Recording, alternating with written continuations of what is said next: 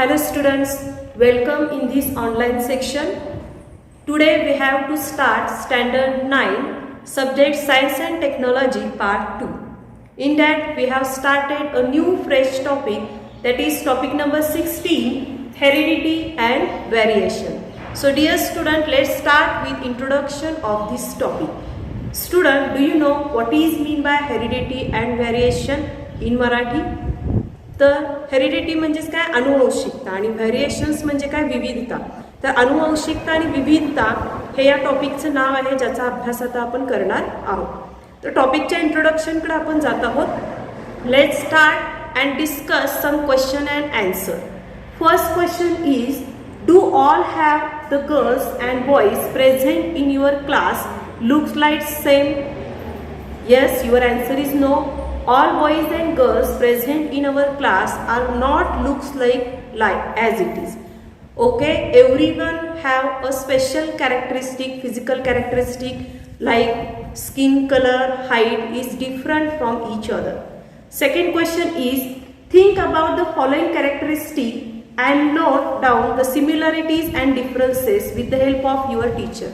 So student, look at this chart present on your screen. You have to complete this chart on your experience. Okay, some characteristics are given in this chart.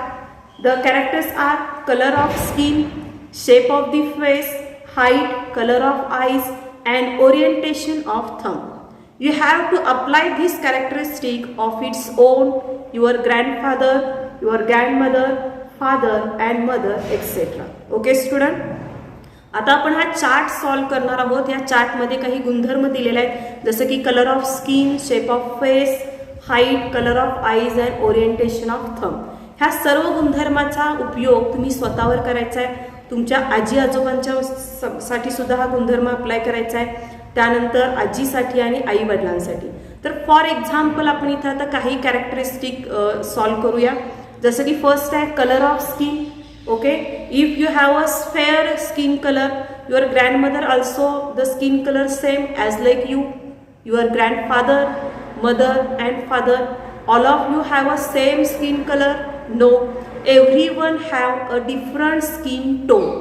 Okay, for example, you have a fair skin tone but your grandmother have a not fair as you as. Okay, so if you are having a blood relation, same blood relation, but all family members have a different skin tone, in this example we have concluded that the variation present in blood relation also.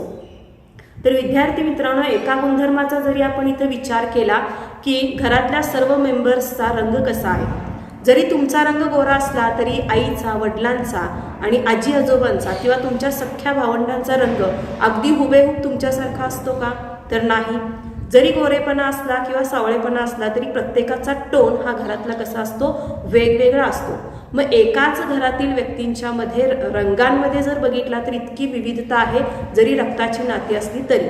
तसंच तुम्ही बाकीच्या कॅरेक्टरिस्टिकचा सुद्धा विचार करू शकता, जसं की shape of face. Some peoples have a rounded face, some peoples have a somewhat oval and rectangular face. Okay, then height, the height is also different. Okay, then color of eyes is also different. Some students have a brown eye color, some having a blue eye shade and some are having a black eyes. Okay, so orientation of thumb, your thumb orientation is also having a different as compared to your friends and your colleagues or your brother or sisters. Okay, in this chart or with the help of this chart we have to conclude that the variation present in blood relation also. If you have a same age group, not same heights present in each and every student, so therefore the same age group student is also having the variations in between color of skin, color of eyes, shape of face and orientation of thumb. जरी एका घरातल्या व्यक्ती असल्या किंवा एका age ग्रुपचे विद्यार्थी असले तरी या सर्व गुणधर्माचा तुम्ही विचार केला तर तुमच्या लक्षात येईल की हे सर्व गुणधर्म, या सर्व गुणधर्मांमध्ये काय आहे, विविधता आहे, व्हेरिएशन्स आहेत. So we have studied the what kind of variation or what agent is responsible for this variation. Okay, this variation we have to detail study in this topic. Let's start with the inheritance. Okay, so what is mean by inheritance? Let's start with the definition. The branch of biology we study the transfer of characteristic from one generation to the next generation, and this transformation of characteristic is responsible for particular genes, and study of these particular genes is known as a genetics. तर genetics म्हणजे नेमकं विद्यार्थी मित्रांनो काय, तर ही जीवशास्त्रामधली एक शाखा आहे की ज्याच्यामध्ये व्हॅरिएशन म्हणजे विविधतेचा आणि अनुवंशिकतेचा अभ्यास केला जातो. अनुवंशिकता म्हणजे नेमकं काय, मातापित्याकडून काही शारीरिक आणि मानसिक गुणधर्म हे एका पिढीकडून दुसऱ्या पिढीकडे संक्रमित केले जातात. गुणधर्म संक्रमित करण्यासाठी जो कारणीभूत घटक आहे ज्याला आपण जीन्स किंवा मराठीमध्ये जनुके असं म्हणतो, हे जीन्स काय करत असतात, ह्या सर्व गुणधर्मांचं ट्रान्समिशन किंवा वहन एका पिढीकडून दुसऱ्या पिढीकडे करतात. आणि याचा अभ्यास करणारी एक विशिष्ट अशी शाखा आहे, ब्रँच आहे, ज्याला जेनेटिक्स असं म्हटलं जातं. Okay, so definition of inheritance is most important for your exam. You have write down the definition of inheritance. Okay, let's recall this definition again. The branch of biology which deals with transformation of genetic characteristic from one generation to the next generation, and this is known as a genetics. Okay, in the new progenies is formed through a process of reproduction. Okay, generally with the help of reproduction new progenies are formed. These new progenies are not look same as its parents. There is somewhat differences and variations present in progenies, okay, as compared to their parents. These differences and variations are also come from their parents. Okay, in that we have to comparatively studied about the hereditary and variation. तर विद्यार्थी मित्रांनो, inheritance किंवा इनहेरिटन्समध्ये त्यांनी काय म्हटलेलं आहे की एका पिढीकडून दुसऱ्या पिढीकडे शारीरिक आणि मानसिक गुणधर्मांचं संक्रमण केलं जातं, आणि जीवशास्त्राच्या या शाखेलाच अनुवंशशास्त्र किंवा जेनेटिक्स असं म्हटलं जातं. आपण या आधीच्या क्लासमध्ये लिव्हिंग ऑर्गॅनिझमच्या कॅरेक्टरिस्टिक पाहिलेलं आहे. त्याच्यामधलं one of the most important characteristic for the living organism is reproduction. Okay, तर what is mean by reproduction? All living organism produce their own progeny of its own accord, and this process is known as a reproduction. प्रत्येक सजीव हा स्वतःसारखा नवीन जीव तयार करतो जो त्यांच्यासारखा असतो. कशासाठी? तर आपल्या जातीचं सातत्य टिकवण्यासाठी. तर जरी सजीव हा आपल्यासारखा नवीन जीव तयार करत असला तरी प्रत्येक नवीन प्रोजेनी किंवा प्रत्येक नवीन जनरेशन हे त्याच्या हुबेहूब आईवडिलांच्या सारखे असत नाही. त्यांच्यामध्ये काही व्हेरिएशन्स असतात, मग ते शारीरिक असू शकतात किंवा मानसिक व्हेरिएशन्स असू शकतात. तर ह्या व्हेरिएशनचा अभ्यास आपण याच्यामध्ये करणार आहोत. नेमका अभ्यास व्हेरिएशनचा करणार आहोत म्हणजे नेमकं काय, तर एक छोट्याशा उदाहरणाद्वारे सांगतो. बघा, आपण हुबेहूब आपल्या आईवडिलांच्या सारखं दिसतो का, तर दिसत नाही.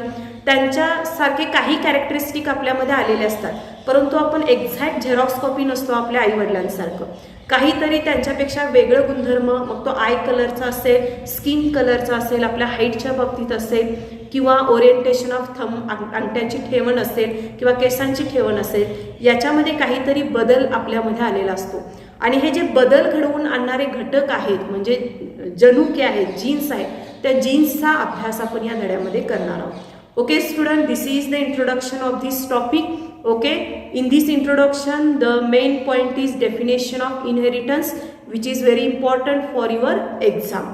Okay, let's discuss some more points about this topic. Okay, look at this chart present on your screen. Okay, in this screen some pictures are given here. This is also a personal characteristic, okay, which is present in some students. First is a facial feature, next is a nose and lip feature, then attachment of the earlobe and hairline. Okay, these are the some personal characteristic. You have to observe this characteristic of his own accord or your friends. You have to conclude that every person has a different physical characteristic which is differ from each other. जर तुम्ही ह्या सर्व कॅरेक्टरिस्टिकचा विचार केला ज्या स्क्रीनवरती दिसत आहेत, या कॅरेक्टरिस्टिक तुम्हाला काही मित्रांच्या मध्ये दिसतील किंवा काही स्वतःमध्ये दिसतील. तुम्हाला लक्षात येईल या सर्वांवरून की जरी आपण समान वयोगटाचे असलो किंवा सख्खी भावंड जरी असलो तरी आपल्यामध्ये बरेचसे काय आहेत, विविधता आढळून येतात. शारीरिक विविधता आढळून येतात आणि या विविधतेला कारणीभूत ठरणारा घटक म्हणजेच जीन्स, जनुके, ज्याचा अभ्यास आपण या टॉपिकमध्ये करणार आहोत. Okay student, let's start a fresh point. Student, coming to the next point, that is heredity. Let's start with definition. The transfer of characteristic from parents to the offspring is known as a heredity. Okay, तर काही गुणधर्मांचं संक्रमण हे मातापित्याकडून त्यांच्या मुलांच्या मध्ये होत असतं, यालाच अनुवंशिकता असं म्हटलं जातं. अनुवंश हा शब्द तुम्ही बऱ्याचदा ऐकला असाल. तर बघा, अनुवंशिकता हा गुणधर्म सजीवांमध्ये असतो की ज्यामुळे सजीव स्वतःसारखाच दुसरा जीव तयार करतो. म्हणून आंब्याचं झाड आंब्याच्यासारखंच दिसतं, कुत्र्याची पिल्लं कुत्र्यासारखी दिसतात, मांजरीची पिल्लं मांजरासारखी दिसतात आणि माणसाचं प्रोजेनी जी असते ती माणसासारखी दिसते. Means the heredity is one of the important characteristic for living organism to constant their genetic mechanism. For example, puppies are similar to the dogs.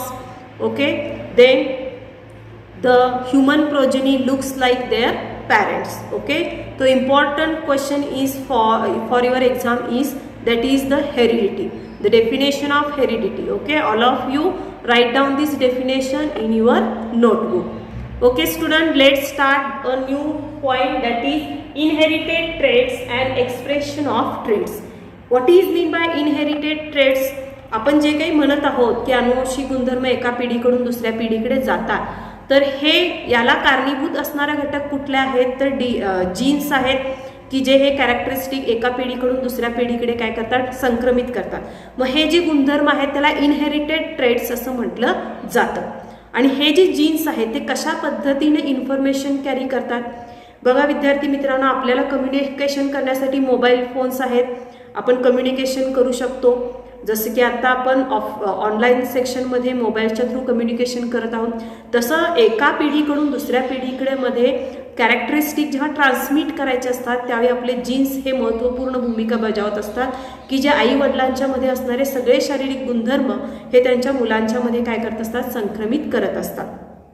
तर कशा पद्धतीनं ही कार्यवाही होते हे आपण आता याच्यामध्ये समजावून घेणार आहोत. Okay, do there many similarities are present in the offsprings and their parents but it is also have some differences. जरी मुलं ही आई वडिलांचे बरेचसे गुणधर्म घेऊन जन्माला येत असली तरी त्यांच्यामध्ये आई वडिलांच्या पेक्षा काही वेगळे गुणधर्म देखील असतात. ठीक आहे, मग ते स्किन कलरशी संबंधित असेल, हाईटशी संबंधित असेल किंवा कलर ऑफ आईजशी संबंधित असतील. म्हणजे हे जे व्हॅरिएशन येतं, हे जे कॅरेक्टरिस्टिक आहे ते कशा पद्धतीनं जीन्सच्या थ्रू एक्सप्रेस होतं हे आपण आता शिकणार आहोत. Okay, there is a inherited characteristic present in the form of DNA which is present in our cell. Okay, long form of DNA is deoxynucleic acid. DNA is one of the most important component present in our nuclei in the cell. These DNA are collect the genetic information present in our parents, and this genetic information store in the form of the protein form or in the form of chemical like protein. The protein synthesis is present in a DNA and all genetic information collected in this DNA. After that, this protein synthesis is completely transferred from one generation to the next generation and the characteristic is transmitted from the parents to the offsprings. तर बघा विद्यार्थी मित्रांनो, आपल्या पेशींमध्ये केंद्रकामध्ये DNA नावाचा एक महत्त्वपूर्ण घटक असतो ज्याचा लॉंग फॉर्म आहे डिऑक्सिन्यूक्लिक ॲसिड. हा महत्त्वपूर्ण घटक आहे की जो मातापित्यांमध्ये अनुवंशिक गुणधर्म पुढच्या पिढीमध्ये संक्रमित करत असतो. व संक्रमित करत असताना जे काही अनुवंशिक गुणधर्म आहे तो हा DNA स्वतःमध्ये काय करतो, साठवून ठेवतो, कलेक्ट करतो आणि जेव्हा ते ट्रान्सफर करायची वेळ येते त्यावेळी ते काय केलं जातं, पुढच्या पिढीमध्ये संक्रमित केलं जातं. मग ट्रान्सफर करत असताना प्रोटीन्सच्या फॉर्ममध्ये म्हणजे केमिकल्सच्या फॉर्ममध्ये हे काय केलं जातं, स्टोअर केलं जातं, साठवलं जातं. प्रोटीन सिंथेसिस केलं जातं म्हणजे प्रोटीनच्या स्वरूपामध्ये ते सगळे अनुवंशिक गुणधर्म साठवले जातात, स्टोअर केले जातात आणि पुढच्या पिढीमध्ये त्या प्रोटीन्सच्या थ्रू काय केले जातात, पुढच्या पिढीमध्ये ते संक्रमित केले जातात. ओके, मग याचं एक एक्झाम्पल द्यायचं झालं, जरी जेनेटिक इन्फॉर्मेशन हे प्रोटीन सिंथेसिसच्या थ्रू ट्रान्सफर केलं जात असलं तरी प्रत्येक सख्या भावंडांच्या मध्ये किंवा बहिणींच्या मध्ये एकसारखंच जेनेटिक मटेरियल ट्रान्सफर केलं जातं का, तर ट्रान्सफर होत नाही, त्याच्यामध्ये सुद्धा व्हेरिएशन असतं. मग बघा, तुमची सख्खे भाऊ किंवा तुमच्या सख्या बहिणी अगदी हुबेहूब तुमच्यासारखं दिसतात का, नाही, तर त्यांच्यामध्ये सुद्धा व्हेरिएशन असतं. मग हे जे प्रोटीन सिंथेसिस होत असतं त्याच्या प्रोटीन सिंथेसिस होत असताना काही थोडे बदल होत असतात आणि ह्या बदलामुळेच काय होत असतं, व्हेरिएशन्स क्रिएट होत असतात, विविधता निर्माण होत असते. जसं की इथे एक वनस्पतीचं उदाहरण दिलेलं आहे. वनस्पतीमध्ये ऑक्झिन्स आणि जिब्रेलिन्स नावाच्या हार्मोन्स असतात की ज्या हार्मोन्समुळे वनस्पतीची वाढ निश्चित होते. जरी एकाच प्रजातीच्या वनस्पती आपण गृहीत धरल्या तरी प्रत्येक वनस्पतीमध्ये हार्मोन्स किती प्रमाणामध्ये निर्माण होतात त्यानुसार त्याची उंची ठरलेली असते. If we take a same example like a mango trees, the auxins and gibberellins also present in all mango trees. But what is the secretion increases or decreases? It depends on the height of the plant. म्हणजे किती प्रमाणात hormones तयार होतात त्यानुसार त्या वनस्पतीची उंची ठरलेली असतात. म्हणून सगळ्याच आंब्याची झाडाची उंची एकसारखी असते का, नाहीये, तर त्याच्यामध्ये सुद्धा व्हेरिएशन्स पाहायला मिळतात. सेम याच पद्धतीनं आपण जरी सख्खे भावंड असलो आणि आपले जेनेटिक मटेरियल, अनुवंशिक मटेरियल जे आहे DNA प्रोटीन सिंथेसिस जे माता पित्याकडून आपल्याला येतं त्याच्यामध्ये काही बदल होत असतात, प्रोटीन सिंथेसिस होत असतात. त्यामुळं थोडेफार शारीरिक बदल हे भावा बहिणींच्या मध्ये सुद्धा आढळतात किंवा जुळे भावंड असतील तर त्यांच्यामध्ये सुद्धा आढळतात. तर हे प्रोटीन सिंथेसिसचा भाग आहे. म्हणजे रसायनांच्या थ्रू किंवा केमिकल्सच्या थ्रू ही माहिती स्टोअर केली जाते न्यूक्लियसमध्ये आणि त्यानंतर ती ट्रान्सफर केली जाते. सिंथेसिस होणं म्हणजे विभाजन होत असताना काही सिक्वेन्स बदलतो की ज्यामुळं हे व्हेरिएशन्स क्रिएट होतात की ज्यामुळं आपण हुबेहूब आपल्या आईवडिलांसारखं दिसत नाही किंवा सख्खी भावंड हे हुबेहूब एकसारखे झेरॉक्स कॉपी नसतात, त्यांच्यामध्ये काही व्हेरिएशन्स असतं. हे व्हेरिएशन्स क्रिएट होतात, हे प्रोटीन सिंथेसिसच्या थ्रू क्रिएट होतात. Okay student, hope you understand this point. Today we have to discuss the introduction of this topic. In that we have some discuss about some personal characteristic like color of skin, shape of face, height, color of eyes and orientation of thumb. With the help of this characteristic we understood that the variations present in a same progeny also. Okay, after that we have discussed about the definition of genetics, that is the branch of biology which deals with transfer of characteristic from one generation to the next generation is known as a genetics. We also discussed some more personal characteristic like facial feature, the nose and lip, attachment of ear, hairlines, etc. And we also discussed about the definition of heredity, that is transfer of characteristic from parents to offspring is known as a heredity. Then we also studied about the inherited trait and expression of characteristic. The inherited trait are expressed with the help of DNA. The all genetic information are stored in the DNA and with the help of protein synthesis this genetic material transfer from the one generation to the next generation. Okay student, hope you understand this point.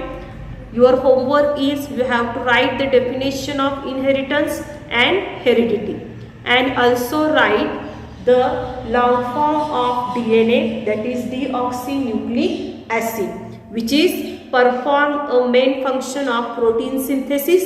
With the help of this all genetic information carry from the one generation to the next generation.